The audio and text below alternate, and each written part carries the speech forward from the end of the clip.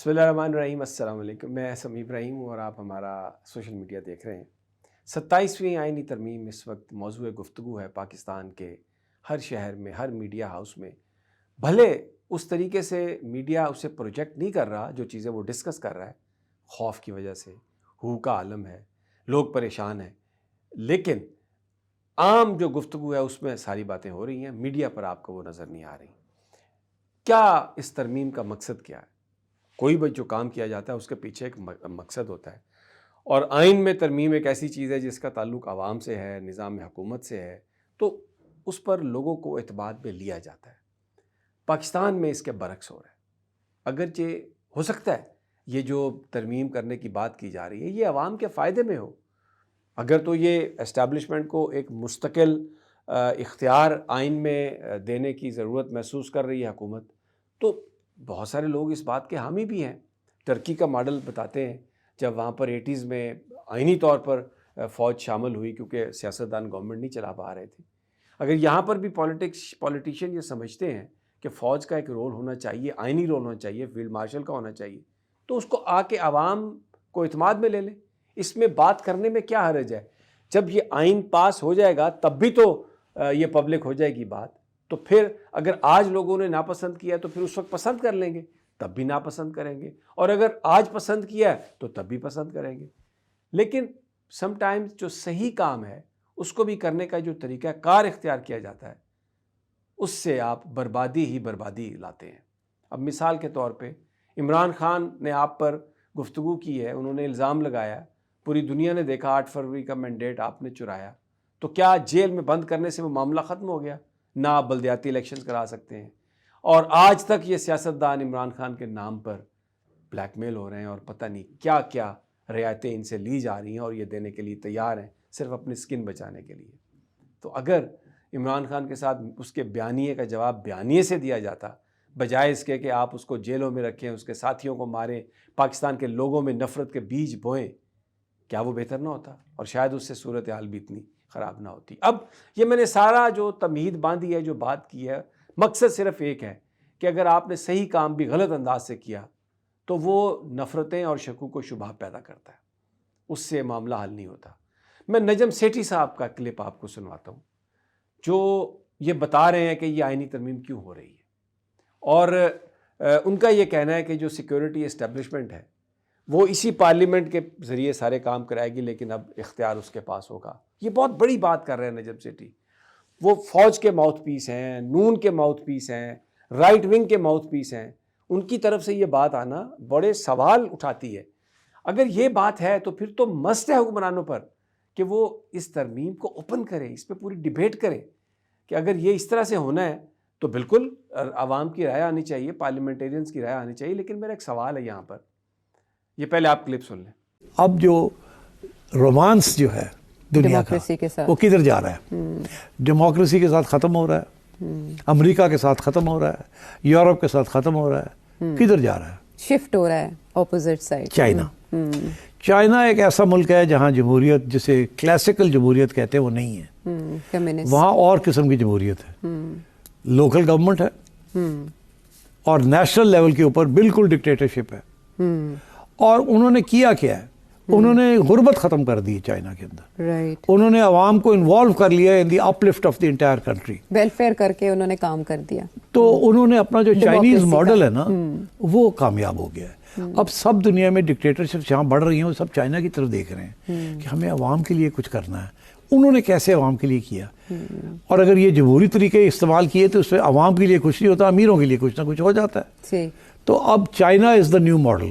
اور everybody is looking at China کہ China کے اندر لوکل گورنمنٹ کیسے ہے, چائنا کے اندر کیپٹلسٹ سسٹم جو ہے وہ کس طریقے سے چلتا ہے, سوشلسٹ سسٹم کس طریقے سے چلتا ہے, الیکشنز کیسے ہوتے ہیں, ون پارٹی سسٹم ہے تو کیسے چلتا ہے, and so on and so. یہ سارے انگریڈینٹس اسے سپر پاور کیسے بنا رہے ہیں, ایمرجنگ سپر پاور. تو آئی تھنک یہ دنیا ایک اس طرف جا رہی ہے اور ہم بھی اس کا حصہ ہیں. تو اب ہم یہ فکر مند ہیں جی آئین کے اندر یہ ہونے جا رہا ہے, اور آئین کے اندر ساری ذمہ داری تو ہماری اپنی ہے, ہم یہاں تک لے آئے ہیں, مگر ہم اکیلے نہیں ہیں, ساری دنیا میں ہم جیسے لوگ یہی کر رہے ہیں. تو آپ نے ایک بڑا پرسپیکٹیو, بڑی پکچر دے دی کہ ایک لہر ہے جو پوری دنیا جس کی لپیٹ میں آئی ہوئی ہے اور پاکستان میں آنے والی تبدیلیاں بھی اسی کا مظہر. تو نیشنل سیکورٹی اسٹیبلشمنٹ اس ملک کو کانسٹیٹیوشنلی اس پارلیمنٹ کے مور کے ساتھ چلائے گی. تو سٹ صاحب کیا آپ اس سے مانیں یا نہ مانیں ایسے ہی ہوگا. اب یہاں پر میرا ایک سوال ہے کہ اگر اب اس وقت جب SIFC موجود ہے اور مکمل طور پہ جو اسٹیبلشمنٹ ہے وہ سیاسی حکومت کی مدد کر رہی ہے، پھر بھی اگر حالات تبدیل نہیں ہوئے تو کون سا پھر ایسی گدڑ سنگھی آ جائے گی اسٹیبلشمنٹ کے پاس کہ وہ یہی پارلیمنٹ کام کرنے لگ جائے گی اور یہی سب کچھ جو ہے وہ سونا بنانے لگ جائے گا. ابھی بھی اختیار انہی کے پاس ہے، مل کر سب فیصلے کر رہے ہیں. تو یہ کہنا کہ اب یہ فیصلے صرف سیاستدانوں کے ہیں جو اس وقت حکومت میں ہیں، یہ تو غلط ہے. لیکن مجھے اس بات میں کچھ تھوڑا وزن لگتا ہے اس لیے کہ بلاول بھٹو صاحب کے بارے میں مولانا فضل الرحمان نے کہا کہ وہ بڑے پریشان ہیں. اب کل CEC کی جو میٹنگ ہوئی اس کے بعد بلاول بھٹو نے جو پریس کانفرنس کی اس میں جتنے وہ پریشان نظر آئے، آئیں بائیں شائیں جو کر رہے ہیں، آپ یہ جو کلپ ہے چھوٹا سا آپ ذرا سن لیں.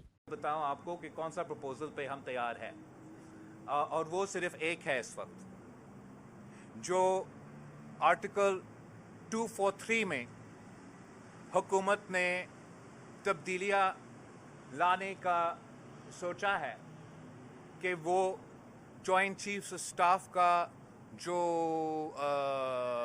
عہدہ ہے اس کا کوئی نیا لقب دینا ہے. پھر انہوں نے ایک نیا جو آپ کا نیشنل اسٹریٹجک کمانڈ کا ہے اس کا ایک نیا عہدہ دینا ہے. اور جو یہ ہمارا فیلڈ مارشل کا جو عہدہ یہ اب ملا ہے یہ جنگ کی بھارت کو شکست دلوانے کے بعد کا، اس صرف یہ جو آئینی ترمیم ہمارے سامنے ہے وہ پاکستان پیپلز پارٹی کی سینٹرل ایگزیکٹو کمیٹی نے مجھے اجازت دی ہے کہ پاکستان پیپلز پارٹی اس کا حمایت کرے. باقی جو پوائنٹس ہے یا وہ پوری طرح سے مسترد ہوئے ہیں یا ہمارا گفتگو ان پہ کل کنٹینیو ہوگا. جہاں تک آئینی عدالت کی بات ہے، چارٹر ڈیموکریسی کی کانٹیکس میں بھی اس پہ بھی میرا پارٹی کا ابھی تک جو رائے بنا ہے وہ یہ ہے کہ ایکول ریپرزنٹیشن پہ، چاروں صوبوں کا ایکول ریپرزنٹیشن پہ، کمپلیٹ ایکول ریپرزنٹیشن پہ ہم کمپرومائز کرنے کے لیے تیار نہیں ہیں. اور جہاں تک چارٹر ڈیموکریسی میں بالکل یہ تھا کہ آئینی عدالت ہونا چاہیے، مگر چارٹر ڈیموکریسی پہ دوسری چیزیں بھی تھے. تو پاکستان پیپلز پارٹی کا سینٹرل ایگزیکٹو کمیٹی کا اجلاس کل بھی بعد نماز جمعہ بلایا جائے گا تاکہ جو آئینی عدالت ہے اس پہ ہم اپنا جو حتمی فیصلہ ہے وہ ہم مکمل کریں. اب یہ اس میں وہ کیا کہہ رہے ہیں؟ اس میں وہ کہہ رہے ہیں کہ جی بیسیکلی جو آرم فورسز کے حوالے سے جو ترمیم ہے اس کو ہم اوکے کرتے ہیں، باقی ہم اوکے نہیں کریں گے. ان کو یہاں پر نون لیگ کی چالاکی کی مجھے لگتا ہے سمجھ آ گئی ہے. نون لیگ نے کیا کیا، جو فوج کے حوالے سے جو ترمیم تھی اس کو اوپر رکھ کے اس کے نیچے باقی اپنی ساری ترمیمیں ڈال دی ہیں جس پر وہ اگلے 5 سال حکومت کریں گے. اب پیپلز پارٹی کو یہ سمجھ آ رہی ہے، چاہیے پیپلز پارٹی کو یہ کہ جس کو وہ یہ سمجھتے ہیں کہ نون لیگ کی واردات ہے اس کو اوپن کر دیں اور اس پر ووٹ نہ کریں. اصولی طور پر تو یہ جو آرٹیکل 243 کی جو امینڈمنٹ ہے اس پہ پوری قوم کو اعتماد میں لینا چاہیے. یہ بڑی امینڈمنٹ ہے ہماری سیکورٹی فورسز کے متعلق ہے جس کو پاکستانی اپنی ڈیفنس لائن سمجھتے ہیں. They are the only defence line جو شہادتیں دے رہے ہیں، جو ملک کو بچا رہے ہیں. کوئی ان پر انگلی بھی اٹھائے پاکستانی یہ برداشت نہیں کریں گے. لیکن نون لیگ اور پیپلز پارٹی جس انداز میں چھپ کے آ کے یہ کر رہی ہیں، اس سے ایسا لگتا ہے کہ جیسے شاید کوئی اقتدار کی خواہش ہے کہیں، جیسے شاید کوئی اختیارات چاہتا ہے. اس سے جو پاکستان کی سیکورٹی اسٹیبلشمنٹ ہے اس کو یہ خراب کرنے کی کوشش کر رہے ہیں. میں یہ سمجھتا ہوں کہ کوئی بھی جو ترمیم کی بات ہے آئین میں، چاہے وہ فوج کے کمانڈ اینڈ کنٹرول سٹرکچر کے بارے میں ہے، صوبوں کے بارے میں ہے، NFC کے بارے میں ہے، پبلک میں اس کے لے کے آئیں، کمیٹیز اس کو ڈسکس کریں 2 ہفتے ڈسکس ہوتا رہے, کیا فرق پڑے گا؟ نمبر تو آپ کے پاس ہے, آپ کر سکتے ہیں. تو اور پھر اس ساری صورتحال میں یہ جو ایک اور ایشو ہے, آئینی عدالت کا ایشو ہے اور سپریم کورٹ کا ایشو ہے. اب جو سمجھ آئی ہے بات, سامنے جو چیزیں آئی ہیں اس کے مطابق آئینی عدالت جو ہے وہ مین سپریم کورٹ بن جائے گی اور جو سپریم کورٹ ہے وہ اپیلیٹ کورٹ بن جائے گی. تو اب سارا جو پریس ہے جو سپریم کورٹ کو کور کرتا ہے, جو وکیل ہے, وہ اب کہہ رہے ہیں کہ جی now it is time to look at the ججز کہ وہ کیا کرتے ہیں اور ججز کو اس پر آواز اٹھانی چاہیے. لیکن میرے دوستو اس کا بندوبست تو پہلے کر لیا گیا. سعید بلوچ ہمارے دوست ہیں, بڑا اچھا وی لاگ کرتے ہیں, انہوں نے اپنے وی لاگ میں بات بتائی ہے کہ 5 اکتوبر کو جو آرٹیکل 5 ہے اس میں تبدیلی کی گئی ہے اور سپریم جوڈیشل کونسل نے جو ججز کا کوڈ آف کنڈکٹ کی میں بات کر رہا ہوں آرٹیکل کی, یہ کہہ دیا کہ اب ججز جو ہیں براہ راست کسی بھی ان کے نظم و ضبط کے حوالے سے ہو, کسی بھی چیز کے حوالے سے کوئی گفتگو نہیں کر سکتے, کوئی پریس ٹاک نہیں کر سکتے, اپنے خیالات کا اظہار نہیں کر سکتے. تو تب یہ سمجھ نہیں آئی تھی کہ یہ کیوں کیا جا رہا ہے. اب سمجھ میں آئی ہے کہ یہ جو ہم کہہ رہے ہیں نا کہ لوگ اب یہ جج جو ہیں یہ کیا کریں گے مجھے نہیں پتا, لیکن بہرحال اس وقت تو پوری قوم جو ہے, ہر بندہ جو ہے اس کے اوپر وہ یہ ہے کہ وہ اٹھے, اپنے خیالات کا اظہار کرے. میں یہ نہیں کہتا تحریک چلائیں, نہ میں کسی کو انٹائز کرتا ہوں, نہ میرا یہ کام ہے. ایکسکیوز می, میں ایک جرنلسٹ ہوں اور میں جرنلزم کی بات ہی کرتا ہوں.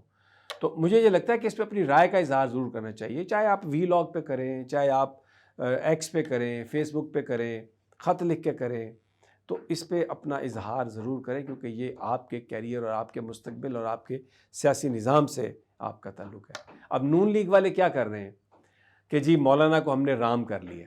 مولانا فضل الرحمان ابھی تک آپ کو تازہ ترین دے رہا ہوں, اس پر مانے نہیں ہیں. اور انہوں نے محمود خان اچکزئی اور اسد کیسر صاحب سے بھی یہ کہا ہے, علامہ راجہ ناصر عباس سے, کہ آپ اپنی پوزیشن واضح کریں کیونکہ نمبر کے حساب سے ہم نہیں روک سکتے. ان کے پاس نمبر تو پورا ہو جائے گا لیکن مزاحمت کا راستہ یہی ہے کہ ہم احتجاج کریں.